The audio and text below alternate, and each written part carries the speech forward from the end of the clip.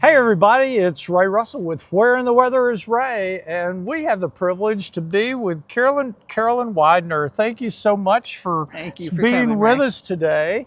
And we're at one of their offices. They've got offices in Asheville and in Winston-Salem and maybe someplace else. I've known Carolyn for a long, long time, and she is a great CEO of this foundation, and we'll have a little chat about what they're doing at the foundation coming up. So thank you so much for being with us. Thank you for coming. So Carolyn, you've been through a couple of exciting years here, I'm sure, but tell us what the foundation is, first of all. Let's just start with that. Yeah, thank you. So the Blue Ridge Parkway, as all of you know, I'm sure, is the most visited unit of the National Park Service. It has more visitors than Yellowstone, Yosemite, and the Grand Canyon combined. It generates $1.9 billion of economic impact for our mountain towns, but it receives a fraction of the budget from the federal government that it actually needs to operate. In fact, the entire national park system, 433 units, receives 1/15 of 1% of the federal budget.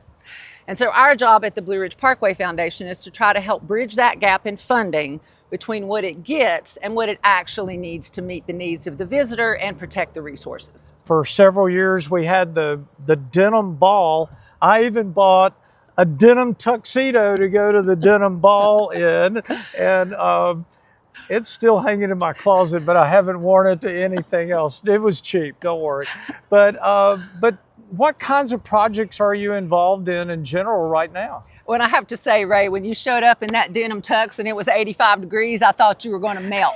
Well, it was hot. So we do a lot of projects on the Parkway. We fund about $2 to $3 million a year of projects on the Parkway. So everything from fixing historic structures on the Parkway to education projects where we're doing interpretive signage, funding programming. We also do programs that protect the natural resources that make the Parkway so special. And then our final category of programs that we fund is visitor experience, making the visitor safety. Maybe we're fixing trails, building boardwalks, anything that will help make the visitor experience better and safer. Right, and also in the Rays Weather region, one of your big things I know is the Blue Ridge Music Center. So, and I know that's still going strong. That's one of the beautiful spots along the Parkway that sometimes people forget. At least the folks that are living in North Carolina forget. Yeah, people love the Music Center. So in addition to us raising money and giving it to the park to do projects and programs, we also run 4 programs. One is the Blue Ridge Music Center. So we have a summer concert series, outdoor amphitheater, bands come, you can sit on the grassy hillside, watch the sun go down and hear a fabulous mountain bluegrass band. We also run the Kids in Parks program, which gets children unplugged and outside for their health and the health of our parks. We also run the Bluffs restaurant, so that's one of our more recent things we took on. It's the oldest restaurant on the Parkway, lovely place up in Dalton Park. Mm-hmm. And then most recently, we've taken on Blue Ridge Rising, which is a program that's trying to unify the counties that the Parkway moves through. Okay, well, there's so many things that they do, and it takes a great leader to make all that happen and a great staff, and Carolyn provides a great leadership for that. Is there anything I didn't ask you about you want to tell us about? How you can help. That's what. Go for it. So this park is different than most national parks. A lot of national parks are big bubble parks. I want to go see Yellowstone before I die. But this park is our backyard. It's our home.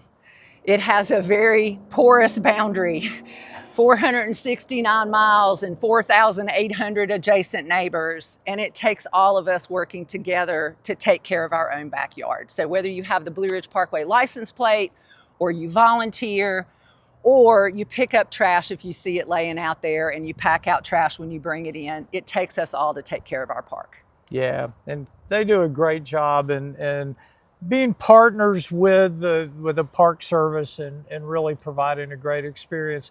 And you talking about that, I wasn't going to mention this, but actually next month in June is the 10-year anniversary of my experiencing that park in a way that only one other person on the planet has experienced it. I ran all 469 miles of the Blue Ridge Parkway, and the foundation helped me with that so much. And no, I'm not going to do it again. That is it. 53,000 feet of climbing, not to mention the 469 miles in 23 consecutive days. So actually next month is the 10-year anniversary of that. And so Ray, whether it was the denim tux in 85-degree weather or running the whole parkway, I don't know, you might want to think about some of your decision making. I tell everybody it's the second craziest thing I've ever done in life. I think running for political office was crazier, but it was an experience I wouldn't pass up, and it did give me experience with the Parkway and knowledge of the Parkway that I would have never had otherwise. So anyway, thank you for being with us, Carolyn. I really appreciate it, and thanks for all you do for Western Virginia and Western North Carolina, and for all the folks that want to come see our beautiful place. Thank you, Ray. Have a great day. You too. Take care. Bye, everybody. So it's time for a forecast. So we appreciated Carolyn being with us. We got that video last week while we were in Asheville, but today is May the 7th. It's a Thursday. Had a cold front come through last night. We're feeling a pretty good cool breeze this afternoon, but pretty much the rain is over. There might be a few passing sprinkles Thursday afternoon right along the North Carolina-Tennessee line. But other than that, we're pretty much done. It was kind of disappointing. I would have hoped for more rain since we've been in drought conditions for so long, but particularly Northwest North Carolina and Southwest Virginia didn't get a lot of rain. There was a little bit more down in the foothills and in Southwest North Carolina. But that's over. We're going to have a couple of relatively nice days, warming up all the way till through Sunday. A shower Sunday is not totally out of the question, but I'll tell you, I'm making outdoor plans and I'm betting on no rain Sunday. But then we've got two fronts coming through next week. There's one coming through on Monday, and I think there could be a shower late Sunday night and then some showers on Monday, and then we do that again on Wednesday of next week. Overall temperatures are going to be cooler than average, except for Saturday and Sunday, and I think you'll be happy for that, for Mother's Day, ASU graduation, and all the other stuff that's going to be going on this weekend. So you have a great day and a great weekend, and we'll see you next week on Where in the Weather is Ray.